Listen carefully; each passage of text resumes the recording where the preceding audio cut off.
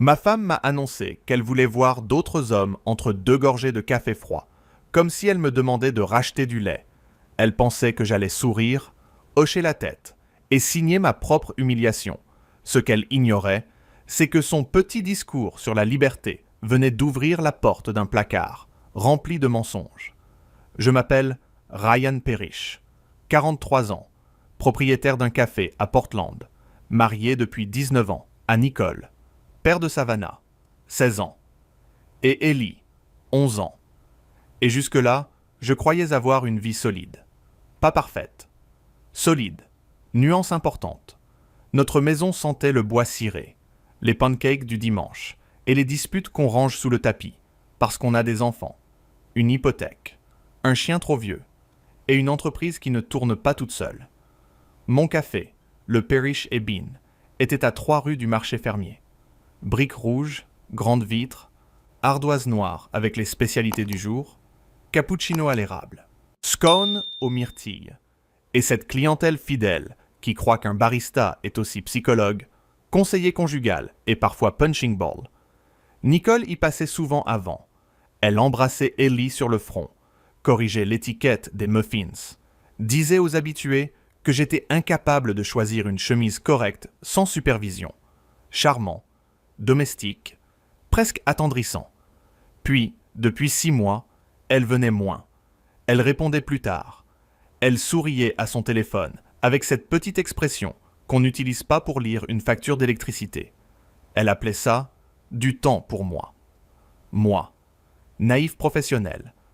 J'appelais ça une crise passagère. Le soir où elle m'a parlé, les enfants étaient chez ma sœur Megan. Nicole avait préparé des pâtes qu'elle n'a pas mangées. Mauvais signe. Chez elle, laisser des pâtes, c'était quasiment une déclaration officielle. Elle a tourné son verre d'eau entre ses doigts, puis elle a dit « Ryan, il faut qu'on parle de notre couple. » J'ai posé ma fourchette. Voilà, on y est. Le genre de phrase qui transforme une cuisine en salle d'audience. Elle a inspiré très fort. Je t'aime, mais je me sens enfermé. J'ai attendu la suite, parce que les gens qui commencent par « je t'aime » tiennent souvent un couteau rhétorique dans l'autre main. Elle a continué.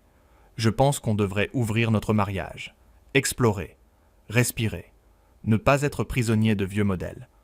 J'ai cligné des yeux. Je lui ai demandé « Tu veux dire aller dîner avec d'autres personnes ou tu as déjà choisi le restaurant et le serveur ?»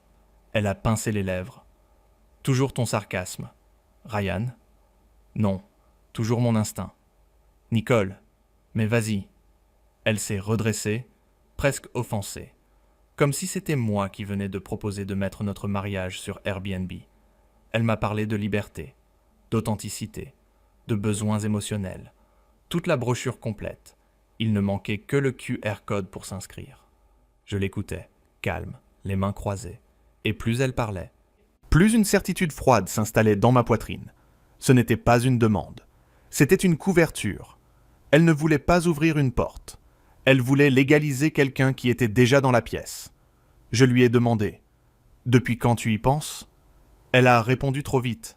« Quelques semaines. Faux, trop propre, trop répété. Je connais ma femme. Enfin, je croyais la connaître. Mais je connaissais au moins ses mensonges débutants. Elle regardait à gauche quand elle improvisait. Elle regardait droit dans les yeux quand elle avait préparé. Ce soir-là, elle me fixait comme une avocate devant un jury de retraités. Je n'ai pas crié, je n'ai pas supplié. J'ai juste dit « D'accord, je vais y réfléchir ».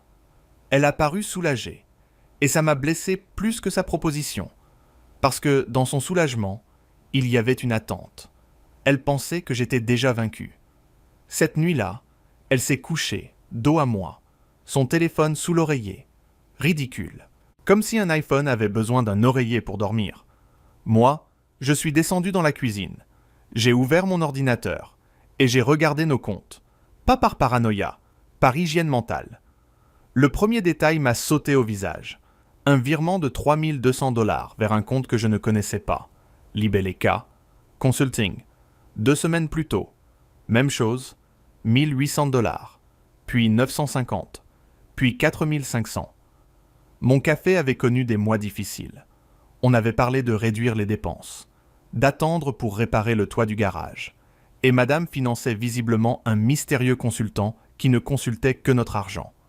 J'ai pris des captures, envoyé une copie sur une adresse mail que Nicole ne connaissait pas. Puis j'ai continué. Le compte épargne des enfants avait aussi bougé. Petit retrait ici, petit retrait là. Des montants assez discrets pour passer pour des frais, assez nombreux pour sentir la moisissure. À 2 heures du matin, j'ai entendu une marche grincer derrière moi. Savannah était là, en sweat trop grand, visage pâle. « Papa, qu'est-ce que tu fais ?»« Rien, ma puce. Retourne dormir. » Elle a regardé l'écran, puis moi, et ses yeux se sont remplis d'une peur que je n'avais jamais vue chez elle. Elle a murmuré. « C'est Kyle, mon meilleur ami. Kyle, celui qui portait Ellie sur ses épaules au barbecue. Celui qui avait mon double des clés pour arroser les plantes quand on partait. Celui que j'avais aidé à payer son loyer après son divorce. J'ai senti mon cœur devenir parfaitement silencieux. Savannah a reculé d'un pas. Maman m'a dit de ne rien dire. Et là, j'ai compris que l'histoire ne faisait que commencer. Savannah se tenait dans la cuisine, comme si elle venait d'entrer dans une pièce où les adultes avaient enfin cassé le décor.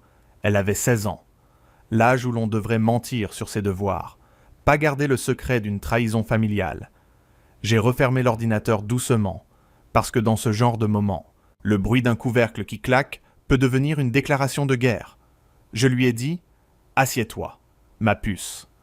Elle a secoué la tête. « Non, si je m'assois, je vais pleurer ».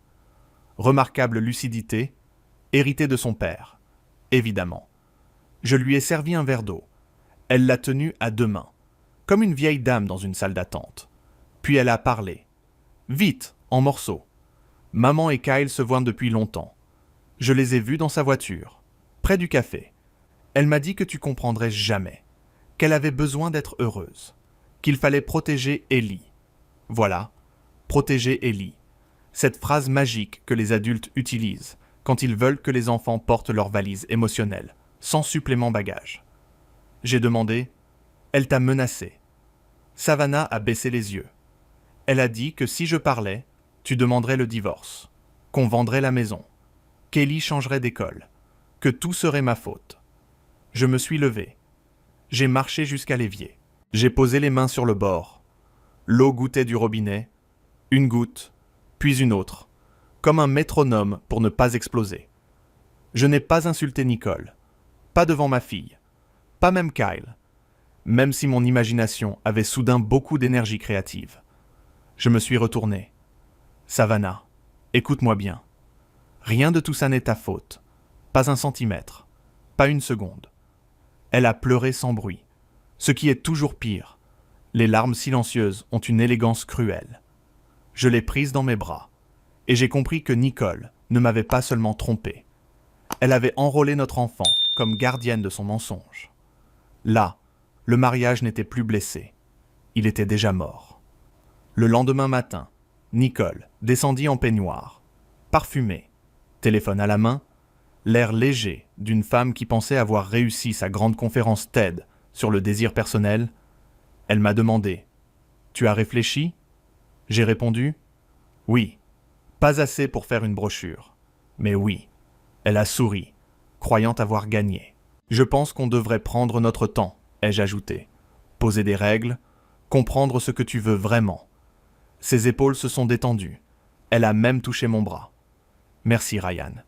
Je savais que tu pouvais être ouvert. Charmant. J'étais devenu une porte automatique. » J'ai souri aussi. Pas par amour, par stratégie. Le mensonge adore qu'on le laisse parler. Il finit toujours par donner son adresse. Au café, j'ai appelé mon comptable, Martin Hayes.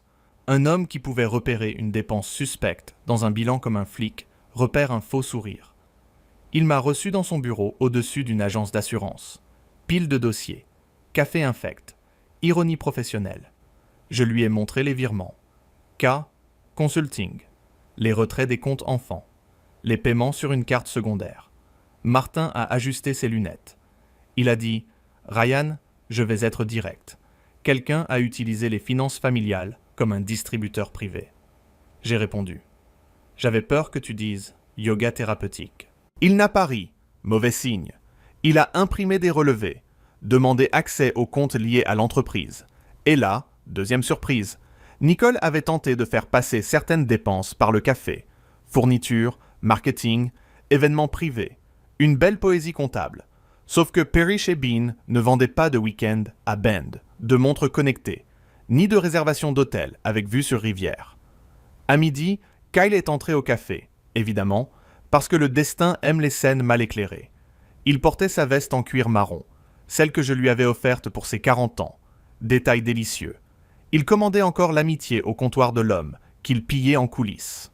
Il a dit « Mon frère, tu as une tête de lundi en novembre. » Je l'ai regardé. Un Americano. Kyle. Comme d'habitude. Il a ri. « Tu me connais trop bien. » Oui, ai-je pensé. Et pas encore assez. Pendant que je préparais son café, son téléphone a vibré sur le comptoir. Écran tourné vers moi. Un message de Nicole. Je suis passé à la banque. Il ne se doute de rien. J'ai encore besoin que tu sois patient. Le lait fumait. Kyle souriait. Et moi, j'ai posé le gobelet devant lui, avec une tranquillité presque religieuse. Il a demandé « Ça va ?» J'ai répondu « Parfaitement. Tu sais, certaines journées commencent lentement et deviennent très instructives. » Il a pris son café, un peu troublé, puis il est parti. J'ai conservé l'image du message dans ma tête, faute de capture. Parce que je n'allais pas arracher son téléphone comme un personnage de série bas de gamme, en rentrant, j'ai trouvé Nicole dans le salon, en train de remplir un formulaire bancaire. Elle l'a retourné trop vite quand je suis entré. J'ai demandé « Papier intéressant ». Elle a répondu « Rien. Des histoires d'assurance. » Naturellement, chez nous, les assurances se signaient avec le logo d'une banque d'investissement. Le soir même, pendant qu'elle prenait une douche, son téléphone a sonné sur la table de nuit. Je ne l'ai pas déverrouillé. Je n'en avais pas besoin. L'aperçu disait « Kyle, on doit accélérer avant qu'il bloque les comptes. » Et cette fois, je savais exactement quelle serait ma prochaine étape. Consulter un avocat avant que Nicole ne transforme notre vie en compte joint pour amoureux pressés. Le lendemain, à 8h20, j'étais devant le cabinet de maître Linda Carver, avocate en droit de la famille, dans un immeuble gris du centre-ville, le genre de lieu où les mariages entrent avec des photos de vacances et ressortent sous forme de tableaux Excel. J'avais apporté un dossier, relevé bancaire, capture d'écran, notes datées, et cette élégante sensation d'être devenue détective dans ma propre cuisine. Linda m'a reçu avec un café brûlant et un regard qui ne gaspillait pas les minutes. Elle a parcouru les documents, sans hausser les sourcils. Ce qui, chez une avocate, signifiait « J'ai déjà vu pire, mais ça va coûter cher à quelqu'un. » Elle a dit « Ryan, vous avez 2 sujets. L'infidélité, émotionnellement sale, mais juridiquement secondaire. Et l'argent, là, ça devient sérieux. » J'ai répondu « Je préfère quand mes catastrophes sont organisées par catégorie. » Elle a noté quelque chose. Les comptes des enfants, qui y avaient accès, Nicole et moi. Les fonds étaient destinés à Savannah et Ellie. Université. Urgence. Pas week-end romantique. Avec mon meilleur ami. Linda a levé les yeux. Ne dites pas ça au juge comme ça. D'accord. Je dirais escapade pédagogique. Elle a failli sourire. Une victoire minuscule dans une matinée très laide. Elle m'a conseillé de ne pas confronter Nicole, de sécuriser les comptes professionnels, de changer les accès du café, de documenter chaque retrait, chaque message, chaque conversation avec les enfants.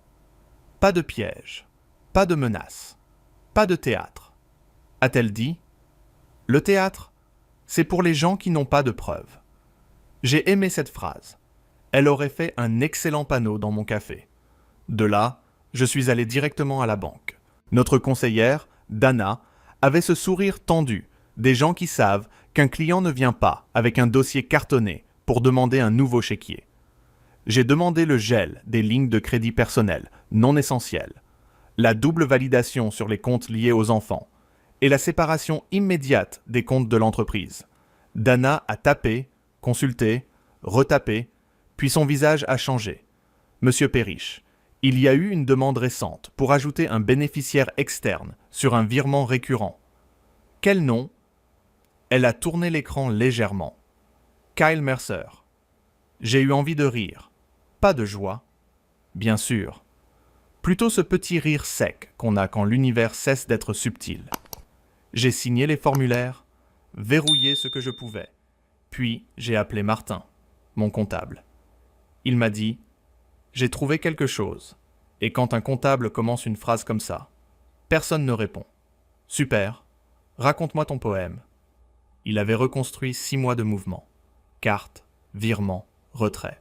Fausses dépenses. Et le total provisoire dépassait déjà 38 000 $, sans compter ce qui venait des fonds enfants. Il ajouta « Il y a aussi des factures au nom de Kay Consulting, mais l'adresse correspond à l'appartement de Kyle. Bien sûr, Kyle n'avait pas seulement pris ma femme, il avait fondé une entreprise imaginaire dans son salon, un entrepreneur moderne, presque inspirant. Le soir, j'ai joué mon rôle. Mari calme, père présent, homme qui ne remarque rien.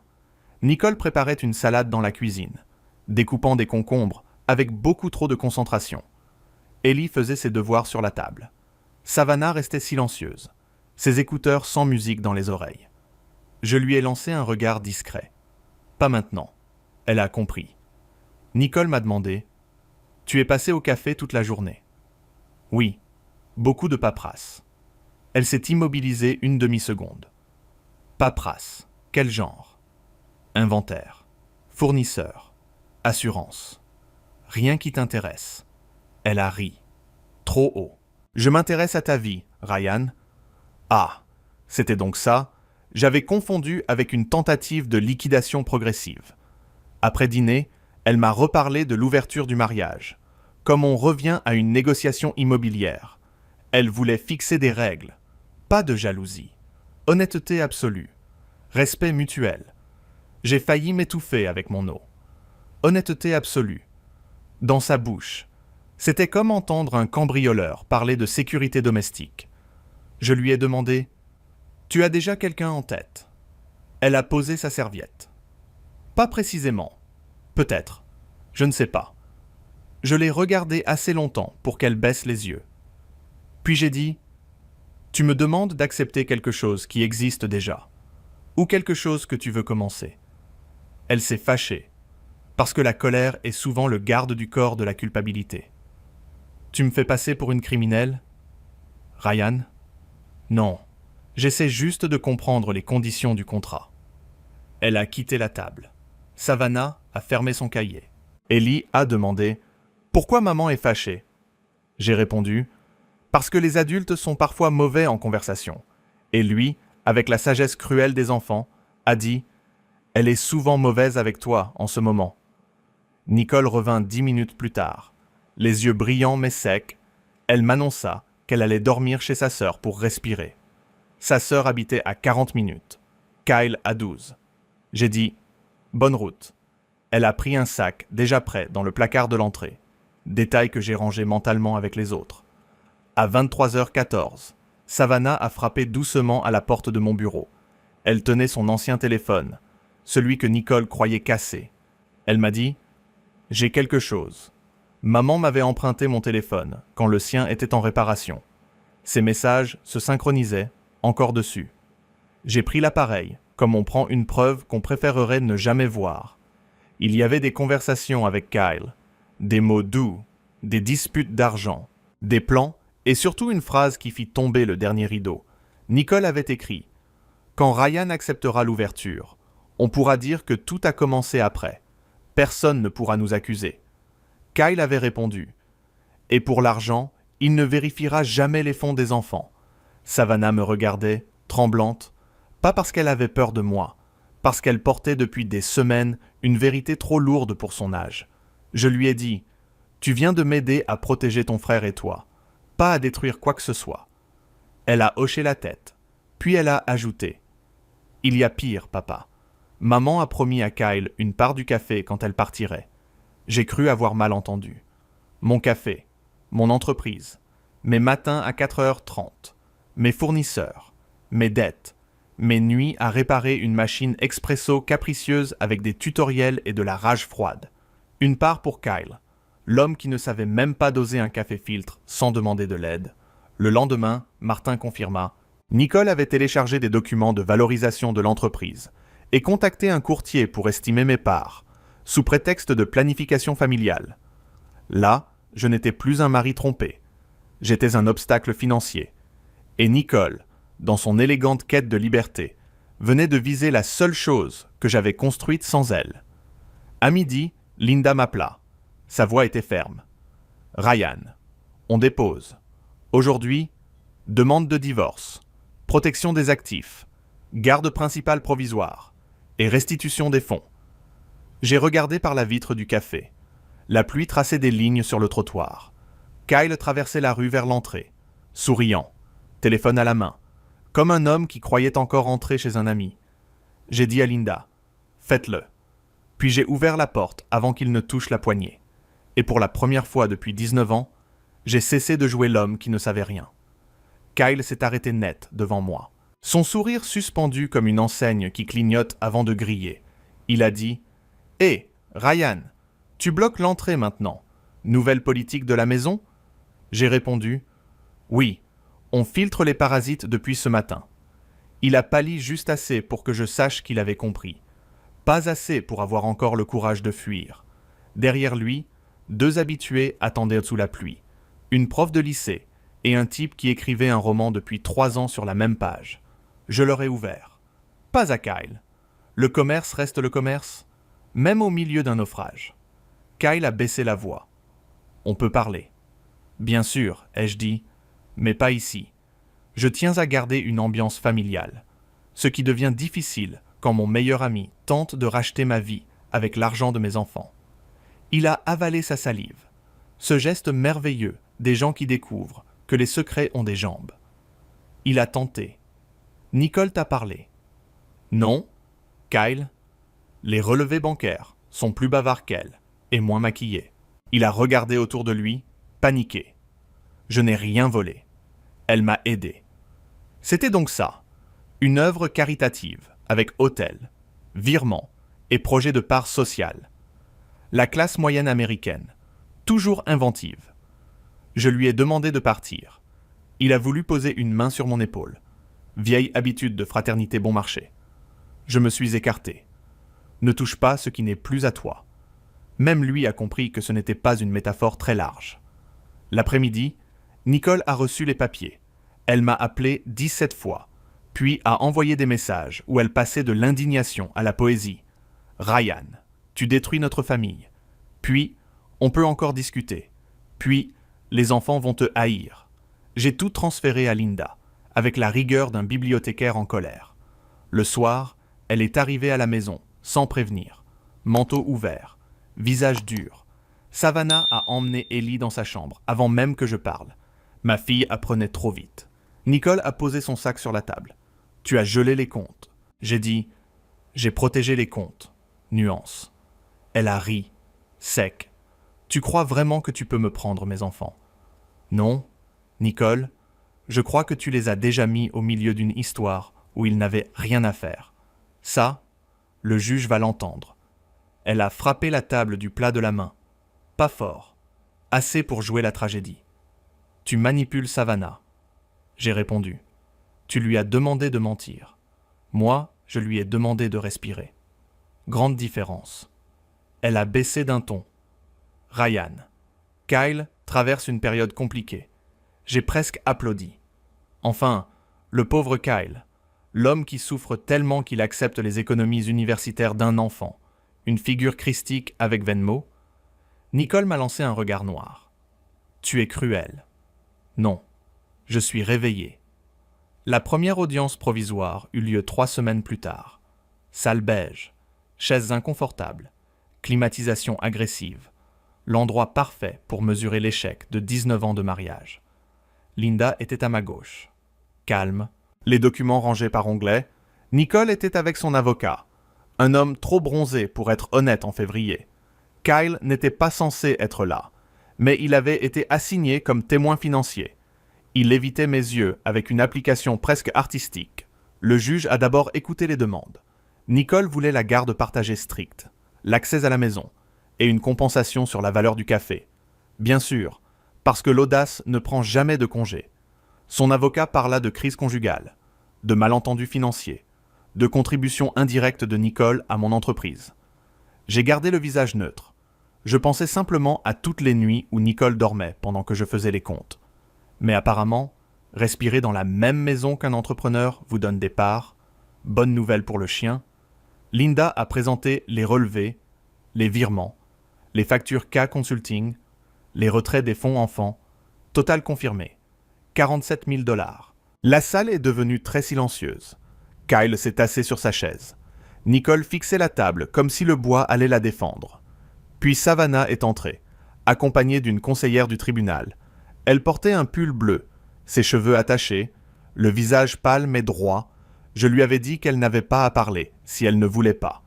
Elle m'avait répondu « Papa, je suis fatiguée d'être le coffre-fort de maman. » Phrase terrible, phrase parfaite. Le juge lui a posé des questions simples. Savannah a répondu sans drame. Oui, elle avait vu Nicole avec Kyle. Oui, Nicole lui avait demandé de ne rien dire. Oui, elle avait eu peur d'être responsable du divorce. Oui, elle avait vu les messages sur l'argent. Nicole s'est mise à pleurer. Pas les larmes silencieuses de Savannah. Non, des larmes avec public ciblé. Savannah n'a même pas tourné la tête. Ma fille venait de comprendre une chose que certains adultes ignorent toute leur vie. Pleurer ne rend pas automatiquement innocent. Ensuite, Kyle a été interrogé. Au début, il a essayé de minimiser. Des prêts, des avances, rien de formel. Mais quand Linda a posé devant lui les factures à son adresse, les messages synchronisés, les virements, sa loyauté fondit comme sucre dans un espresso. Il confirma que Nicole lui avait envoyé de l'argent, qu'ils avaient parlé d'attendre mon accord officiel à un mariage ouvert pour prétendre que leur relation avait commencé après et qu'elle avait évoqué une part du café. Nicole l'a regardé comme si la trahison venait seulement de changer de direction. Délicieux moment. Discret. Mais délicieux. Le juge a suspendu l'audience 20 minutes. Pendant ce temps, dans le couloir, Nicole s'est approchée de moi, visage vidé. Elle a murmuré « Tu devais me protéger ». J'ai répondu « Je l'ai fait pendant 19 ans. Là, je protège les enfants. Quand nous sommes revenus, la décision provisoire est tombée. Garde principale pour moi. Accès encadré au départ pour Nicole. Compte protégé. Interdiction de toucher aux actifs du café. Restitution des sommes à examiner à l'audience finale. Ellie me serra la main si fort plus tard dans la voiture que j'ai compris qu'il avait eu peur de disparaître dans la bataille. 2 mois après, l'audience finale confirma l'essentiel. Custodie principale. Café protégé. Maison à vendre. Nicole condamnée à rembourser les fonds détournés selon un échéancier. Kyle n'obtint rien sauf le privilège rare d'avoir ruiné son image gratuitement. En sortant du tribunal, la pluie avait cessé. Savannah a dit « On rentre au café », j'ai répondu. « Oui, aujourd'hui je vous offre tout ce que vous voulez. » Ellie a demandé « Même 2 cookies ?» J'ai dit « Ne profite pas de mon divorce pour me piller, jeune homme. » Il a souri pour la première fois depuis des semaines. Et c'est là, sur le parking du tribunal, avec mes enfants à côté de moi et 19 ans derrière, que j'ai compris que perdre une épouse menteuse pouvait parfois ressembler étrangement à récupérer sa propre vie. La maison fut vendue au printemps. 3 chambres, 2 salles de bain, un jardin où Nicole avait planté des hortensias qu'elle oubliait toujours d'arroser. L'agent immobilier parlait de charmant potentiel familial. Moi j'entendais surtout endroit où des gens ont prétendu aller bien pendant trop longtemps. Savannah n'a pas pleuré en quittant sa chambre. Elle a juste décroché ses photos, plié ses sweats, puis elle a dit « Je veux une chambre avec une fenêtre qui donne sur quelque chose de vivant. » Ellie, lui, a négocié pour garder le vieux grille-pain. Aucune idée pourquoi. Chacun survit avec ses reliques. Nous avons pris un appartement au-dessus du café. 2 chambres, parquet qui grince, cuisine minuscule, vue sur la rue. Le matin, l'odeur du pain grillé montait par l'escalier. Les habitués saluaient les enfants comme une petite armée bienveillante. Savannah faisait ses devoirs près de la fenêtre. Ellie dessinait des monstres sur les sacs en papier. Et moi, je descendais ouvrir à 5h30 avec moins de poids sur les épaules. Nicole voyait les enfants selon l'accord. Au début maladroitement, avec trop de cadeaux, trop de phrases préparées. Savannah restait polie. Ellie prudent. Je ne commentais pas. Un père digne n'a pas besoin de faire campagne quand la vérité a déjà distribué les tracts. Les remboursements arrivèrent lentement. Mois après mois, Nicole avait dû vendre sa voiture. Kyle avait disparu du quartier après avoir découvert que la réputation, contrairement au café, ne se réchauffe pas au micro-ondes. Un matin, j'ai reçu une carte sans signature. Juste une phrase. « Tu as gagné ». J'ai souri. Pauvre personne. Elle n'avait toujours pas compris. Je n'avais pas gagné. J'avais simplement arrêté de perdre exprès. 6 mois plus tard, j'ai ouvert un deuxième parish, Ebin, plus petit, près d'un arrêt de tram, mur vert, comptoir en bois clair. Savannah a choisi la playlist d'ouverture. Ellie a inventé un cookie au caramel salé qu'il a appelé le divorce. Parce que, selon lui, ça coûte cher mais ça finit bien, j'ai hésité à le gronder. Puis j'en ai vendu 32 le premier jour. L'enfant avait le sens du marketing. Le soir de l'inauguration, Megan est venue avec des fleurs. Martin avec une bouteille de champagne que nous avons gardée pour plus tard. Linda est passée prendre un espresso. Elle a regardé l'enseigne et a dit « Belle reconstruction ». J'ai répondu « Je préfère expansion stratégique. Ça fait moins homme brisé dans un téléfilm ». Elle a ri. Enfin, victoire tardive, mais appréciée. Savannah m'a rejoint dehors pendant que les lumières du café éclairaient le trottoir mouillé. Elle m'a dit « Tu crois qu'on va redevenir normaux ?» J'ai regardé Ellie derrière la vitre, couvert de sucre glace, en train d'expliquer à une cliente que son cookie avait une histoire juridique. J'ai répondu « Non, ma puce, normal. C'est surestimé. On va devenir honnête. C'est plus rare. » Elle a posé sa tête sur mon épaule. Et pour la première fois depuis longtemps, le silence n'avait rien à cacher. J'ai repensé à cette soirée où Nicole m'avait parlé de liberté. Elle en voulait une qui efface les conséquences. Moi j'en avais trouvé une autre, plus simple, plus solide.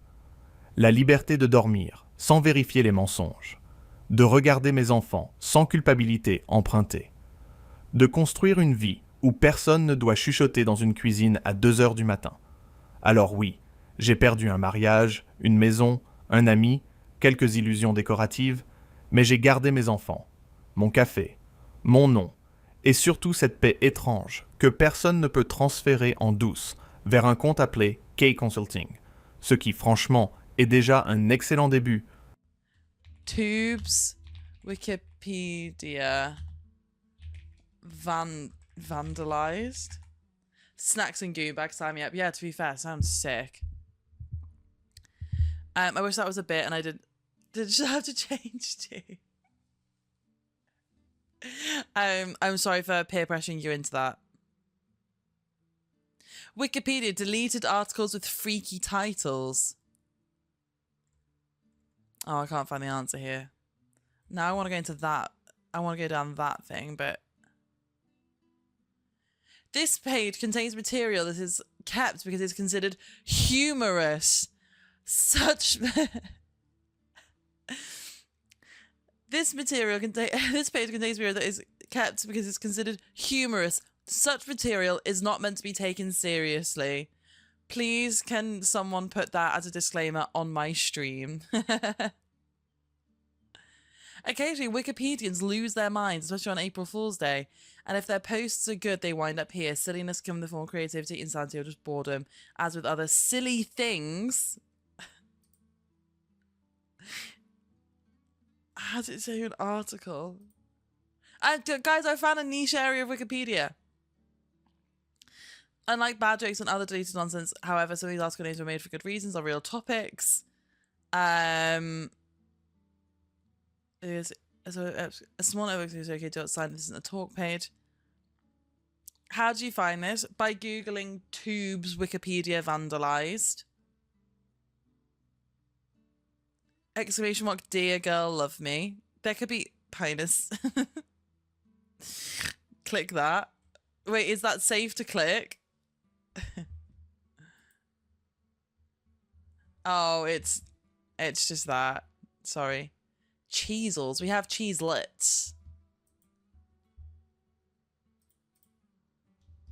I don't know, want to know. Well, it was nothing, sorry. Don't stuff beans up your nose. Sorry?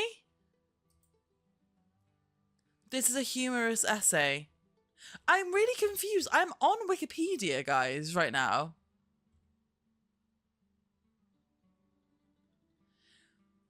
In our zeal to head off others' unwise actions, we may put forth ideas they have not entertained before. As popular sayings, don't give many ideas.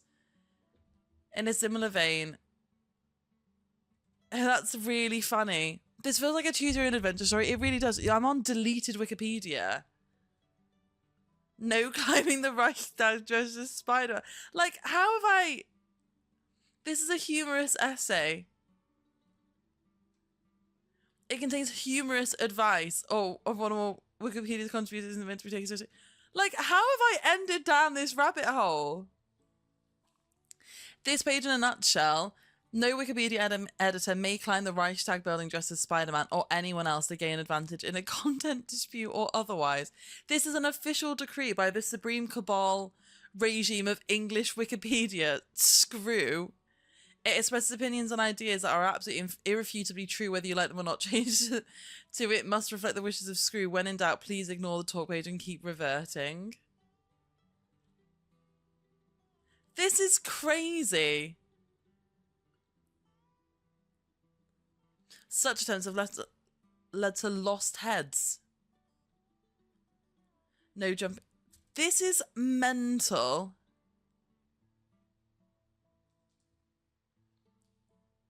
No angry mastodons. Even if you are the genuine Spider-Man. Even if you are the Queen of England, your sovereign immunity shouldn't be misconstrued to give you the liberty to turn yourself into a giant and walk across the London Bridge, as you may obstruct your subjects' commutes across the River Thames and potentially cause damage to the bridge itself if you're not careful. Sorry? You should also avoid the Golden Gate Bridge if your new size causes you to be hunted down by a lead-eating alien. Lead-eating. Hi, Gnarly! We're on a weird part of Wikipedia. Alien robot. It's also unacceptable to shrink a school, shrink the moon, break the moon. The fourth moon wreck will be uncalled for. The number 4 has already been proven to be bad luck for the Indiana Jones, Transformers, and Toy Story franchises. Or do your business on the moon. The things that are linked is crazy. Dressed as Dr. Eggman. If you're doing your business to put out fires